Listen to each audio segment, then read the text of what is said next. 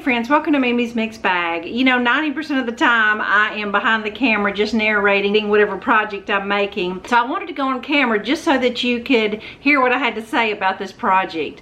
My mother-in-law is the sweetest, kindest lady, and she raised a wonderful son that I'm married to, and she never asked for anything from me after in 20 years. Well, she asked me the other day if I would make her a summer wreath for her door. So without hesitation, I said, of course I will. And she does watch my videos, so there's a good possibility she will see this before I get the opportunity to give it to her this weekend. But I wanted Barbara to know that I am honored to be able to make you a wreath to put on your front door, and I hope that you will enjoy it. I constantly thrift craft supplies, you know, odds and ends all the time, not having any idea what I'm going to do with them. Well, this is one of those projects that just all my odds and ends just kind of came together, and it's going to make the cutest summer wreath for my mother-in-law. You may not have everything I have, but this video is strictly just for inspiration, so you could go out and buy all the things I'm using, but just take this idea and make it your own, and I hope you enjoy seeing what I make her. All right, first of all, I want to tell you that when you see these big rolls of mesh, you know, they come in 10-inch and they also come in like 20-inch width. And ideally, I like to work with a 10-inch better, but you know, I'm working with what I've got here.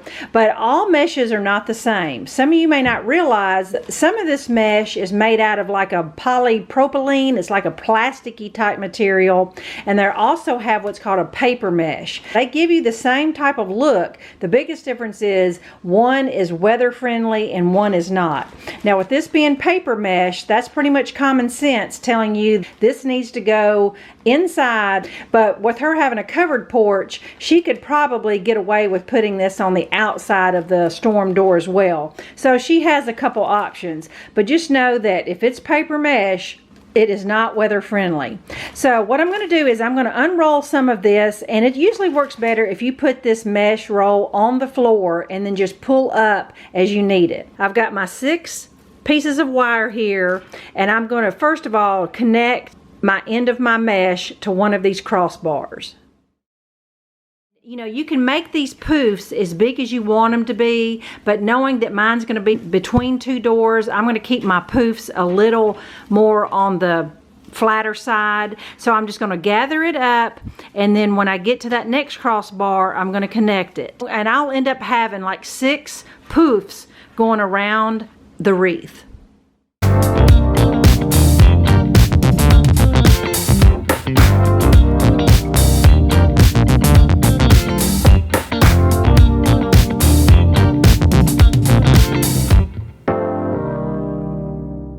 Alright, so here's what I've got here now, and this is without any tweaking whatsoever. But, you know, as far as connecting it on the back, there's no right or wrong way. I just choose to do those 6 crossbar areas just because that way I know that it's connected evenly.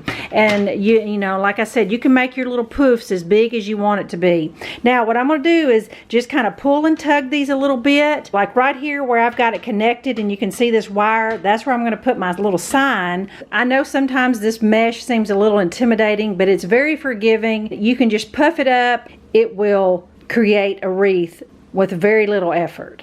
All right, to make my little welcome sign, my first step is to paint my piece of scrap wood black.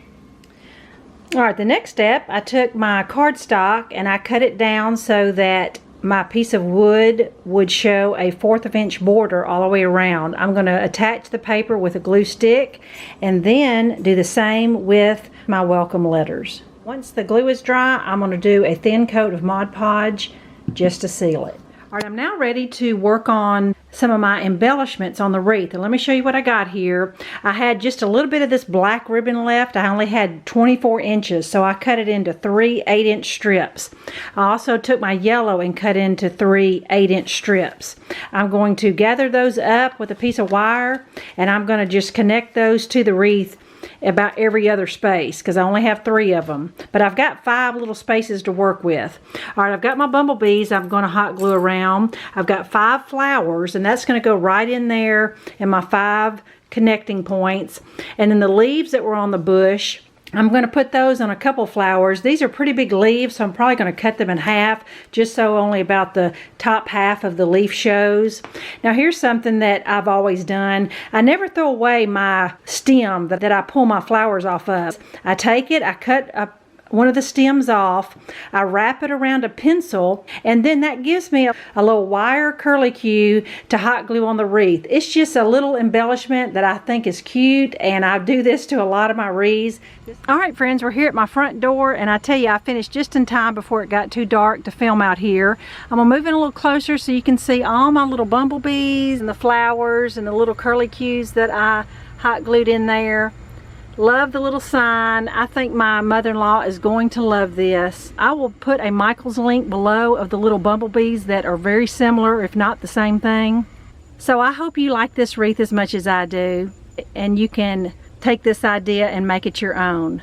Thanks so much for watching, and I'll be back in a few days. Bye-bye.